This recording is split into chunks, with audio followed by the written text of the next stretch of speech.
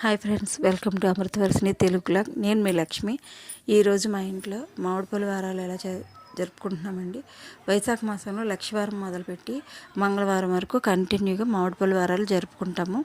మొట్టమొదటి రోజు లక్షవారం నాడు పెద్దల కొరకు అన్నం, పప్పు, పొంగడాలు, కలగూర వండి సంక్రాంతికి మనం ఏ విధంగా మడపలు వేసుకుంటామో మా ఇంట్లో మా పెద్దలందరికీ మేము మడపలు వేసుకొని ఈ విధంగా మామిడిపళ్ళు సమర్పించుకుంటాం. తర్వాత రోజు లక్ష్మీదేవికి, దుర్గమ్మకి, మిగిలిన దేవుడికి సమర్పించుకుంటాం. ఇంకా శనివారం నాడు వెంకటేశ్వర స్వామికి, ఆంజనేయ స్వామికి, మళ్ళీ తిరిగి పెద్దలకి కూడా మళ్ళీ మడపేయాలి శనివారం. మళ్ళీ నెక్స్ట్ డే ఆదివారం సూర్యనారాయణ స్వామికి సమర్పించుకుంటాం.